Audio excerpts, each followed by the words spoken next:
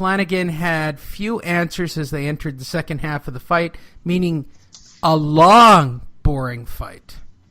Regis was outlanding him and outworking him.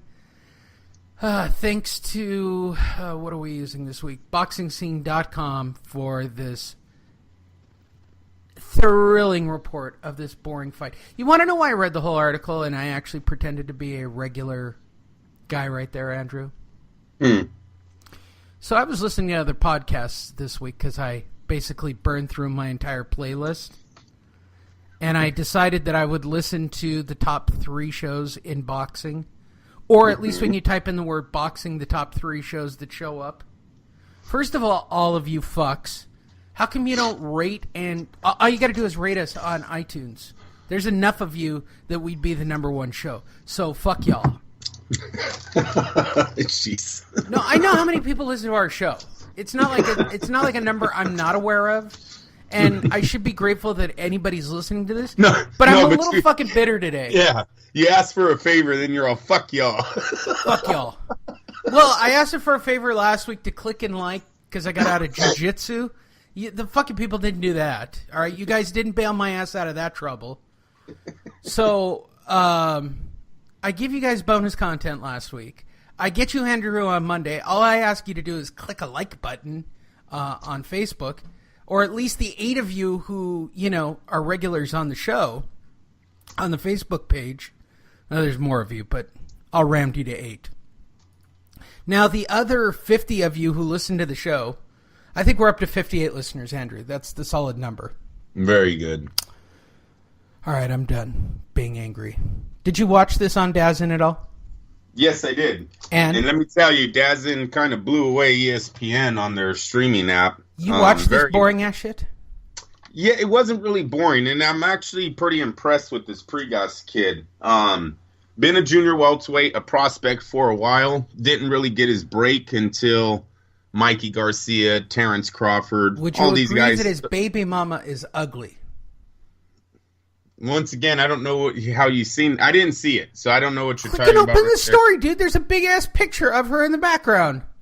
You're sure that's his baby mama? Oh my God! It looks like she was punched in the face. Does it say baby's mama on it? No. Admittedly, it's him. Oh jeez. With a child, and her smiling and looking like she just put makeup on for the first time ever.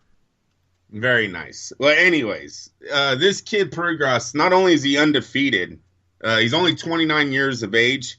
Lee, since 2017, he defeated the undefeated Joel Diaz, 23-0, knocked him out in 2 rounds, beat Julius Ndongu. I know you're not giving him too much credit for that fight. Ndongu had knocked out 2 world champions in their hometown to get his titles. Was beaten, was only 22-1 when Pregas beat him, knocked him out in 2 rounds. And then we move up to he took out another undefeated fighter, Juan Jose Velasco, in his last fight. And then he stops the 33-1, or beats the 33-1 Terry Flanagan last night. Quietly, this kid is making a big impression here in the junior welterweight division. If you watched him last night, BJ Flores gave a great comparison to who he thought Pregas was, and he said it was like Keith Thurman. One thing that was a knock to Keith Thurman is he said he reminds me of Keith Thurman when he was coming up in the boxing world. Not Keith Thurman as a champion, because we haven't seen him too much since he won the belts. Back to Pregas, he did remind me a lot of that. The one time. Lee, he has a very good pace in the fight. He knows how to slow it down, how to speed it up. Head movement is excellent, but then when he hurts you, he could stand in there and bang with you too. Got a great chin, took a lot of shots right off the chin last night, straight lefts, 2 southpaws last night. Never got hurt, never took a step back. Really impressed with this kid. It makes you start thinking why Garcia is not even going to go to junior welterweight. Makes you start thinking why Terrence Crawford, why did he move up, not being the biggest welterweight out there? This kid doesn't make a lot of money, right? You see his last name, Pregas. Don't really know where he's from, who he's at. He was from New Orleans, then he left because of the storm. Now he's in Houston. Don't know how his fan base, if it transitioned over or not. But they need to start putting money into him because he looks like the real deal. I'm telling you, you don't see too many guys that are a boxer puncher. That combination is very rare in the sport. Usually you're the better of the two and you stick to it. This kid seems like he can be either guy, and he has the resume to say, you know what, it might be real here. Those are some real names on his record in his last 4 fights. So yeah, I was very impressed with him last night. You are right, Lee. It did turn into like a workman-like fight because Terry Flanagan had no answer. He tried, but he's not fast enough. He's not strong enough. Every time he hit the champion retaliated with something that hurt him even more. So now it makes you a little cautious to go inside and actually exchange. He tried his best to do the counter-punching thing, try to set him up. I'm going to tell you, the only knock I seen on Progress last night is the fact that when he goes for the kill, he leaves his defense out of the picture, and that's not good. You can't do that with the elites of the division once you get to the Crawfords and the Garcias and maybe even a Vasily Lomachenko. Hell, he's only 140. A Jorge Linares is going to be coming for him soon. That's a great fight, too. That is a great fight right now for this Progress kid, for where his resume is at. To add someone, a multi-division champion like Linares to that resume only does great things for his future in this sport. So I like the Linares Progress matchup. I know he's got to fight this Relic guy, the WBA champ. Have no idea who he is. He has 2 defeats already, been beaten. But yeah, I like everything. I like everything about this kid. It's just that he's in a division right now that is lackluster on superstars. So you got to wipe these guys out, win this tournament, get the Muhammad Ali trophy, and then he's probably going to have to think about moving up to 147. Okay. It's a boring fight, Andrew. No, it wasn't. Actually, it wasn't. If you like what you're seeing on the one kid league, you missed the head movement. You really weren't missing because Flanagan is throwing 4-punch combinations, bro, and he's not hitting them. It's a beautiful thing in there. I'm telling you, the head movement by this kid was extraordinary last night. It really was. Then his power shot, like he was Floyd with power. Like seriously, you miss 4 shots and then get hit with 1 straight left and you're the guy hurt? You don't like that. That is not a good round for you. And it happened multiple times to Terry Flanagan. His speed was there. His combinations were there. He was trying. But the kid's got both hands down, Lee. And he's just, moving the head and everything's missing. Every once in a while he got caught. Yeah. And that's why I said his chin looked like it's solid too. Because he never got hurt and he never took a step back. If you're watching for Progress, if you're watching as a fan of the WBC interim champ, I'm telling you, you were hella impressed last night. You're ready for this kid to move up. He's 29 years old. Somebody needs to step up and fight him already. At this point in the show, I'm going to warn everybody that a commercial is going to be inserted in the middle of this show, Andrew. Let's go. They've now been warned that a commercial is coming up at some point in the middle of this show, and they're not going to be surprised. Just thought I'd share that with everybody. Daniel Jacobs drops decisions Derevyanchenko for the IBF title. New York.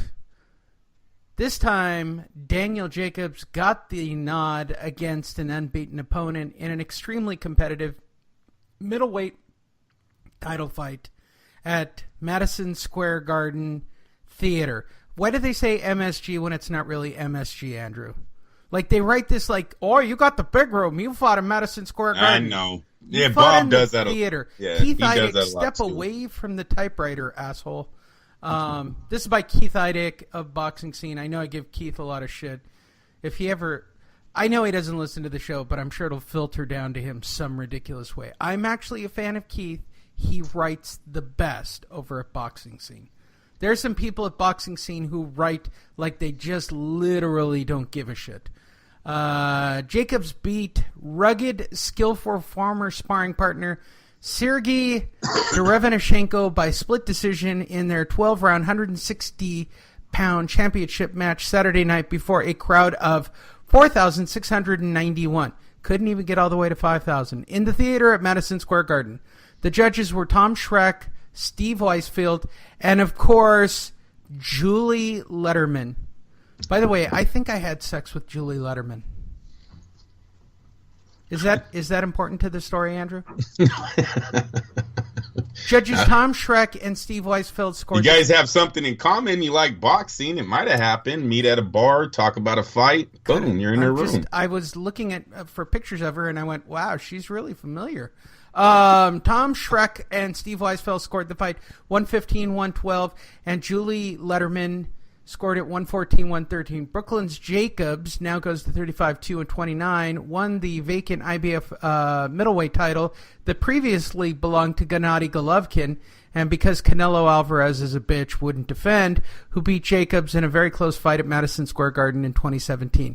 The taller Jacobs had successfully switched from his usual right-handed stance to southpaw, hit Derevyanchenko with an assortment of punches, scored a first-round knockdown, and showed tremendous chin when the determined Derevyanchenko landed his hardest head and body shots.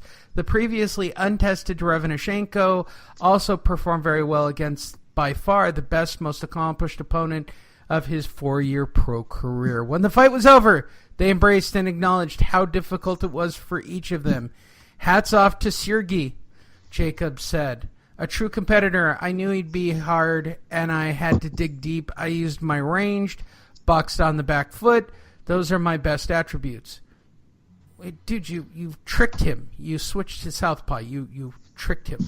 What the fuck is he talking about? And the fact that he needed to do that with an opponent that only had 12 previous professional fights.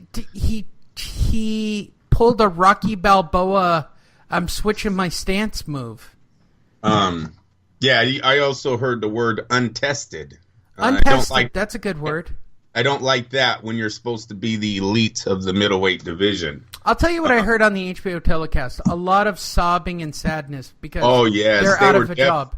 There definitely were. It felt like Major League Baseball when the commentators knew the team was getting sold. Oh, that's the... I love Roy Jones at one time said, I don't know, maybe he went 12 rounds? Don't really know, Jim. Like, he didn't even look up the stats. I don't fucking care. Where's my check? Where's my check? I'm phoning it in. He said, I don't know. Maybe he went 12 rounds, Jim.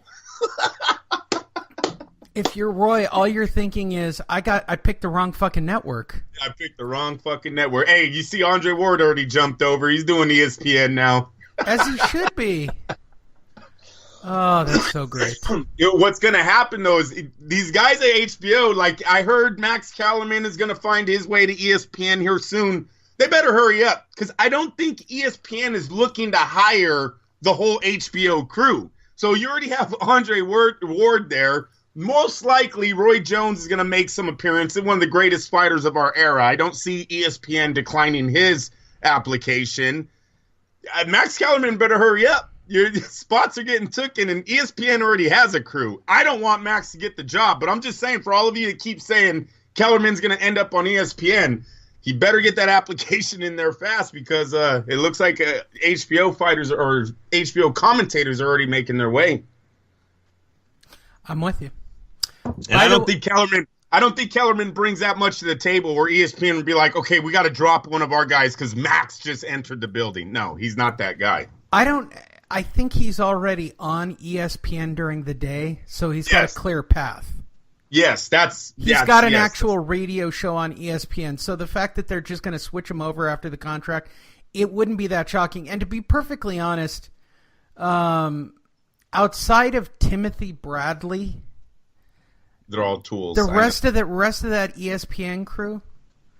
I mean, if I can get, I got to be honest, if I can get Lampley for, the play-by-play, I'm okay with that. I don't think they're all going though. I know they're not. I know they're going to stick with Tony Baloney. Yeah, I don't want Lampley. I'm dead serious. I believe the sport has passed Lampley by. He's not the same guy he used to be 20 years ago. That guy that used to be passionate, would call a fight for what it was, just see something and say it over the microphone. He's not that guy anymore. Now he's opinionated. He's asking questions to other guys while the fights are fucking going on. That's the worst thing I hate, is when these guys have a conversation during the round and there's action actually happening that no one's calling. And it's because their guy wasn't winning. I know why they do it. But Lampley's turned into that. No, I don't think he's I hope he doesn't go to ESPN.